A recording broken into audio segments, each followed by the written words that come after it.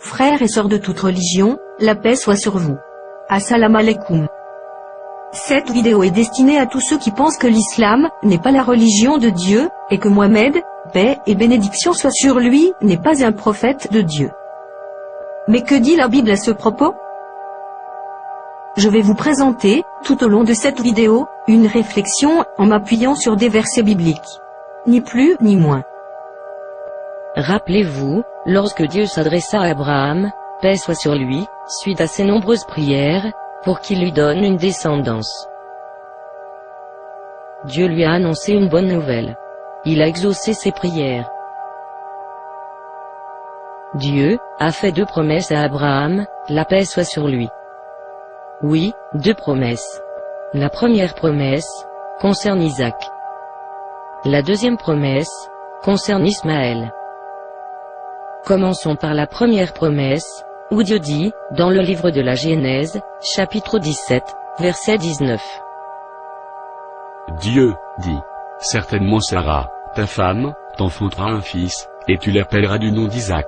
J'établirai mon alliance avec lui comme une alliance perpétuelle, pour sa postérité après lui. D'ailleurs, c'est le peuple préféré de Dieu. Comme le confirme le Coran, dans la sourate 2, verset 47. Israélites, rappelez-vous ma grâce que je fis descendre sur vous et que je vous avais préféré à tout l'univers. Mais cette alliance, était-elle réellement perpétuelle, comme le confirme la Bible? Cette perpétualité n'est pas toujours synonyme de l'éternité, mais parfois dans la Bible, elle est synonyme d'une longue période. Mais, que signifie-t-il le mot perpétuel, dans la Bible? Est-ce le synonyme de toujours? Y a-t-il des exemples bibliques, qui confirment que le fait de dire « toujours » signifie une très longue période, ou qu'elle est acquise sous certaines conditions? Si oui, mon interprétation est juste. Sinon, nous devrions alors reconnaître qu'effectivement, l'alliance n'est qu'avec les enfants d'Israël.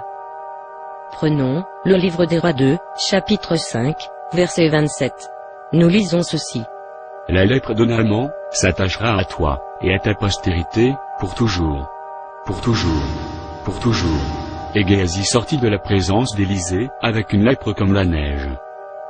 Alors que nous savons que cette lèpre n'est pas éternelle. Nous savons d'après la Genèse, qu'Abraham a eu l'alliance de Dieu, à cause de ses bonnes actions.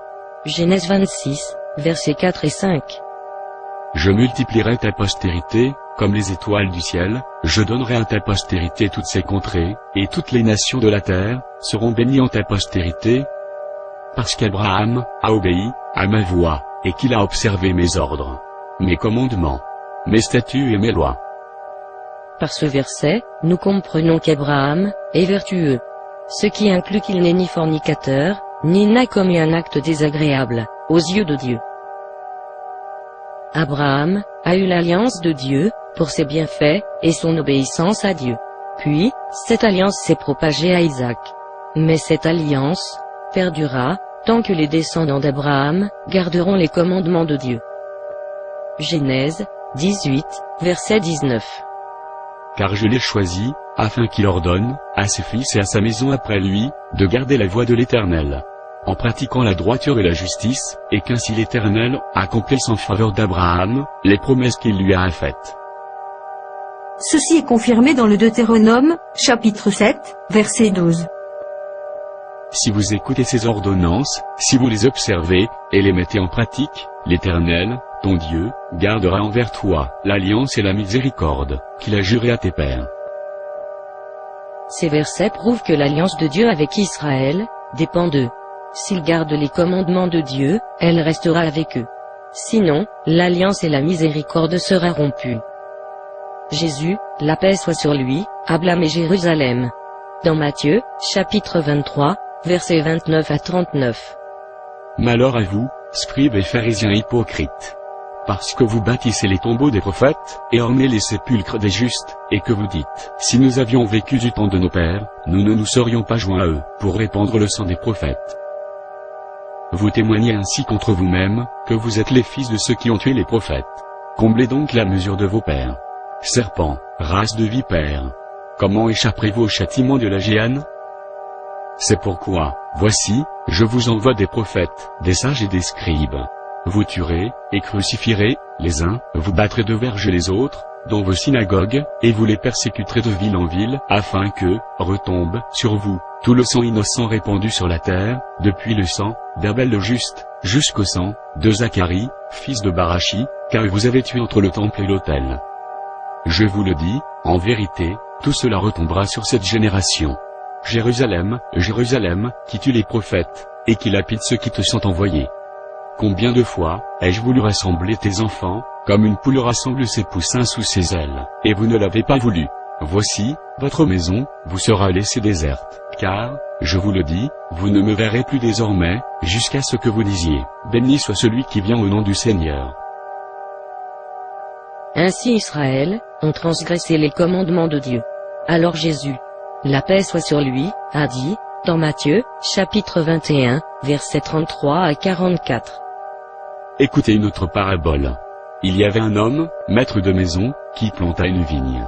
Il l'entoura du nez, y creusa un pressoir, et bâtit une tour, puis il la ferma à des vignerons, et quitta le pays.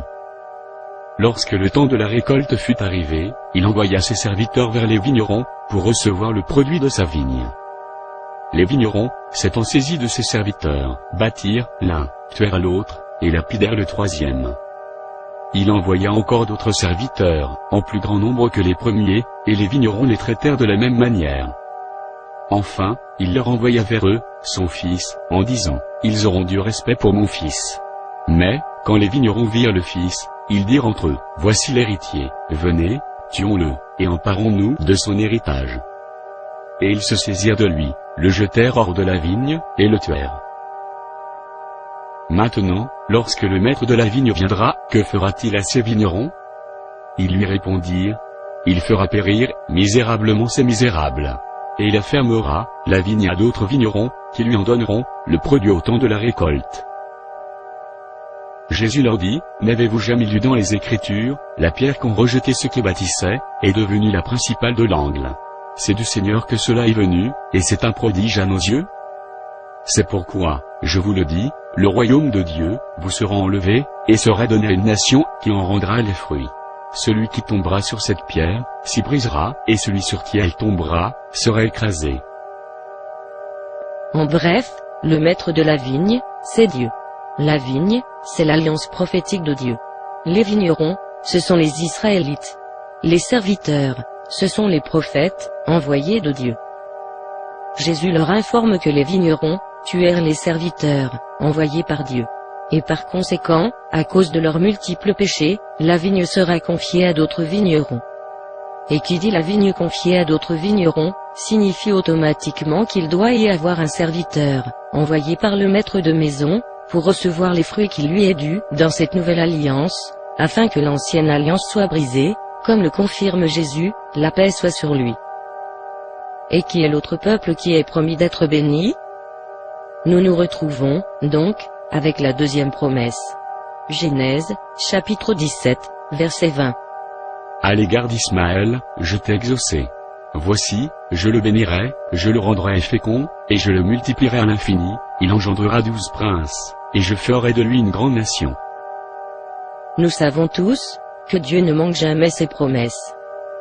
Aussi je vous demande, quand est-ce que Dieu a-t-il rendu la postérité d'Ismaël, une grande nation? Et quand l'a-t-il béni? Nous savons tous que les Ismaélites, en période pré-islamique, n'étaient rien. Même les grandes puissances de l'époque, telles que les Grecs, les Perses et les Romains, passaient sans y prêter attention. Les historiens le confirment. Et qui est la personne qui a permis à la nation d'Ismaël de devenir une grande nation en moins d'un siècle? Il n'y a nul doute que c'est par Mohammed, paix et bénédiction soit sur lui, qui a accompli cette promesse avec l'aide de Dieu. La promesse de Dieu, faite à Abraham, concernant Ismaël, je dis bien, Ismaël, fut accomplie. La postérité d'Ismaël est devenue une grande nation, et n'a vu le jour qu'à partir de Mohammed, paix et bénédiction soit sur lui, grâce à l'islam. L'histoire est là pour le prouver. Dieu a respecté sa promesse, et a béni la nation d'Ismaël, par l'intermédiaire d'un homme, que vous considérez comme anti-Dieu, et par la religion, que vous justifiez par démoniaque. Comment Dieu pourrait bénir une nation? Par l'intermédiaire d'un homme, et une religion qui lui est contre. À méditer.